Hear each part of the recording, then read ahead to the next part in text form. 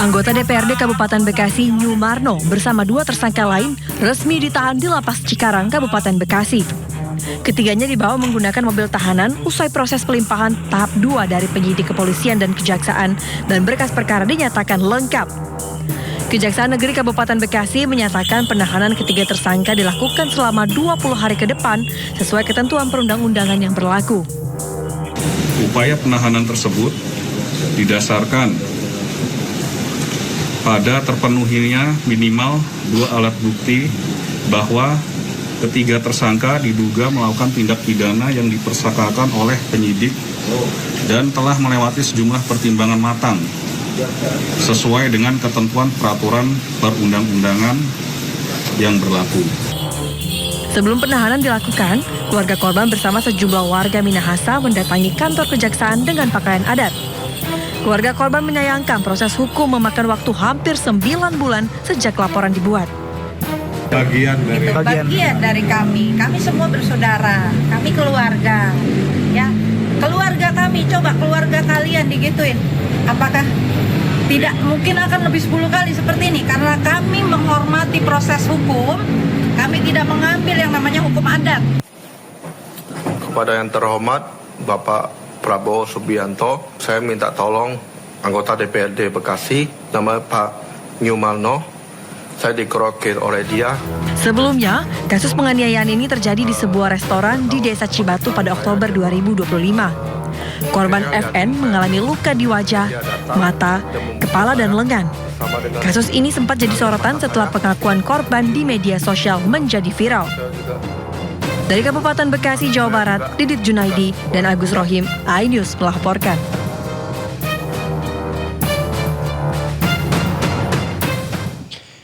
Ya, kurang dari 6 jam polisi menangkap pelaku pembunuhan wanita yang jasadnya ditemukan di kamar kontrakan. Korban dibunuh kekasihnya lantaran terlibat cinta segitiga.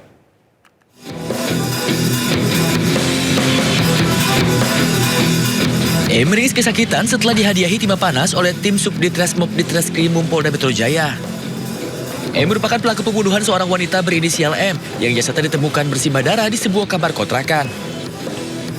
Pelaku ditangkap di wilayah Cilandak, Jakarta Selatan kurang dari 6 jam setelah jasad korban ditemukan di kamarnya. Dari keterangan awal, pelaku tega membunuh korban lantaran emosi merasa diselingkuhi. Pelaku juga mengaku membunuh korban dengan cara memukul kepala korban menggunakan palu.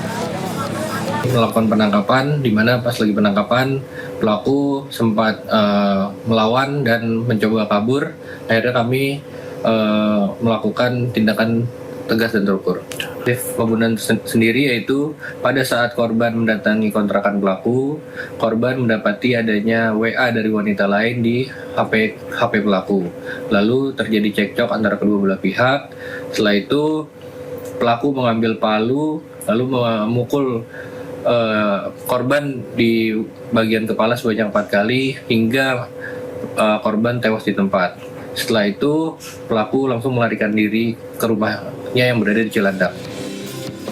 Sebelumnya seorang wanita berusia 52 tahun ditemukan tewas di dalam kamar kontrakan. Jasad korban ditemukan setelah warga mencurigai adanya darah yang menetes dari atas plafon hingga ke lantai kamar di bawahnya.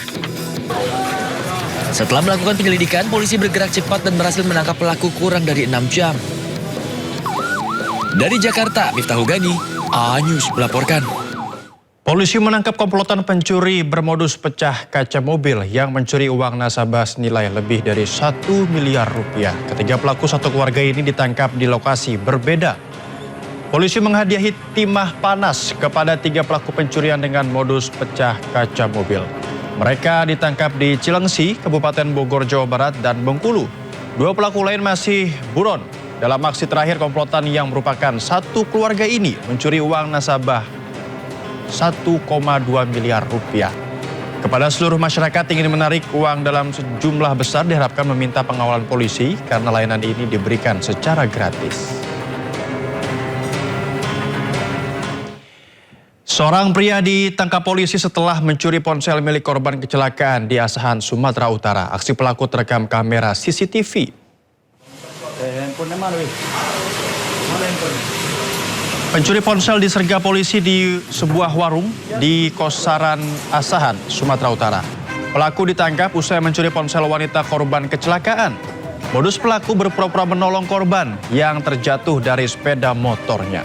Kehilangan ponsel, korban melapor ke polisi dan mengungkap identitas pelaku dari rekaman kamera CCTV.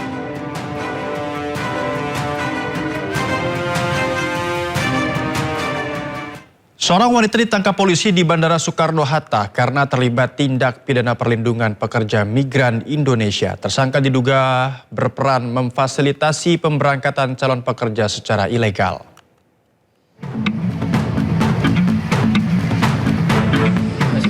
Seorang wanita yang masuk dalam daftar pencarian orang Polresta Bandara Soekarno-Hatta diamankan setelah tiba dari Kamboja melalui Bandara Internasional Soekarno-Hatta. Penangkapan dilakukan setelah Polresta Bandara Soekarno-Hatta menerima penyerahan DPO dari Divisi Hubungan Internasional Polri yang bekerja sama dengan petugas imigrasi Bandara Soekarno-Hatta. Pada Januari 2026 dikembangkan kasus ini hingga penyidik menerbitkan daftar pencarian orang. Pelaku diduga memiliki peran penting dalam memfasilitasi keberangkatan calon pekerja imigran Indonesia dan menyediakan tiket pesawat, pemesanan hotel, serta memberikan arahan kepada para korban yang harus dilakukan saat berada di bandara. Kami mengeluarkan DPO di bulan Juni 2026. Kemudian alhamdulillah tadi malam untuk DPO dengan inisial saudari LA ini berhasil diamankan dari kepulangan dari negara Kamboja. Tersangka terancam pidana lebih dari 4 tahun penjara. Dari Tangerang, Banten, Hasnugara iNews melaporkan. Nekat menyelundupkan 26 kg ekstasi, pilot asal Malaysia ditangkap di Bandara Soekarno-Hatta, Tangerang. Pelaku dijanjikan upah Rp50.000 Malaysia atau sekitar 220 juta rupiah.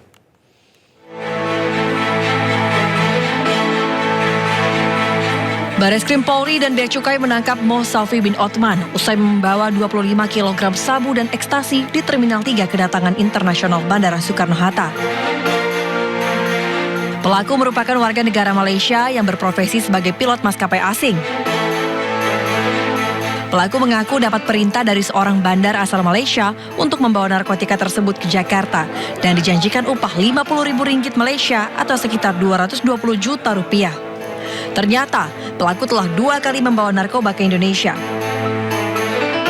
Ini ada pilot dari maskapai penerbangan asing menerbangkan pesawat dari Kuala Lumpur ke Soekarno-Hatta MH727.